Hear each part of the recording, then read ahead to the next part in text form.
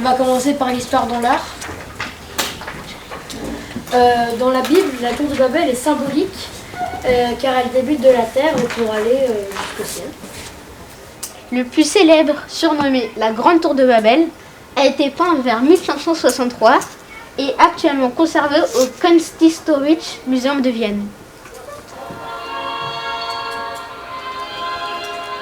Je travaille sur un projet numérique en ce moment. Ce sont des cartes mentales. Je trouve que les cartes mentales sont très utiles au sein de l'apprentissage pour les élèves, notamment l'apprentissage sur le long terme. Et j'avais envie de les faire manipuler la carte mentale sous une forme de présentation. Donc l'histoire dans l'art. Le sacrifice d'Abraham. Ils ont pu travailler en groupe, donc ça sollicite des compétences sociales. Ils ont dû lire le livre, ils ont dû faire des recherches au CDI. La généalogie de David, avec son père, Jessé, son frère ses frères Eliab, Abinadab, Shema, 4 autres frères et donc David. Il est où votre livre? Oui. Ensuite, afin de tout regrouper dans une seule et même carte mentale numérique, pour la présenter ensuite en exposé à la classe, nous sommes allés en salle informatique. Nous avons utilisé l'outil Prezi afin de manipuler et d'en faire une carte mentale numérique interactive. L'objectif final, ce sera donc de laisser à disposition ces présentations Prezi sur le Padlet. Donc je vais ouvrir le Padlet et je vais laisser les élèves déposer leurs présentations. Moïse retrouve sa famille qu'après un long détour par Madian. Selon la Torah, il entend l'appel de Dieu quand il a 80 ans.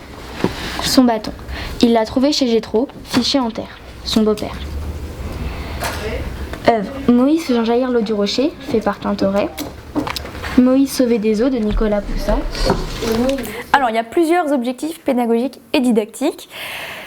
Tout d'abord, au sein des pratiques de l'oral, puisque les élèves, l'objectif final c'était de présenter l'analyse du passage dans la Bible, ensuite de présenter une œuvre qui était adaptée de ce passage, qui était l'adaptation de ce passage de la Bible, et enfin de présenter aussi à l'oral une analyse d'image. Donc c'est une grande pratique de l'oral. Ensuite, il y avait des objectifs de travail de groupe, puisque les élèves ont dû apprendre à travailler à 2, 3 ou 4, parfois 5.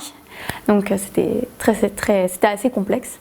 Mais ils se sont vraiment investis, ils sont vraiment mis au travail, ils se sont attribués différentes tâches, donc ils ont su déléguer, et ça c'est vraiment excellent dans un travail de groupe. Ensuite, l'objectif était qu'ils manipulent un outil numérique, donc ici c'était Prezi, mais avant ça il y avait aussi l'outil EasyDoc du CDI, donc pour faire des recherches.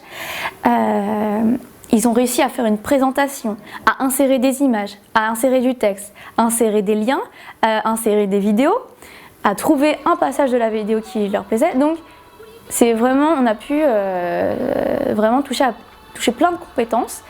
Et les objectifs de manipulation donc de l'outil numérique, cet objectif est totalement validé.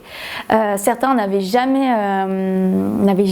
ouvert une présentation PowerPoint ou Prezi, et là ils ont pu découvrir cela. Donc c'est bien de le découvrir en classe de 6e, puisque l'outil numérique gagne de l'importance au fur et à mesure des années.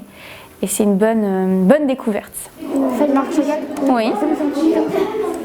Là, et celle-là. Ah, c'est pas une. Ah, je crois qu'elle était là. Elle était. Celle-là, non? Il y avait des bordures. Ah, très belle carte mentale. Très belle carte mentale. Très bien. On voit bien les idées essentielles. Après, vous pourrez double-cliquer pour agrandir, vous voyez? Pour voir si ça fonctionne. Voilà, c'est très bien ça.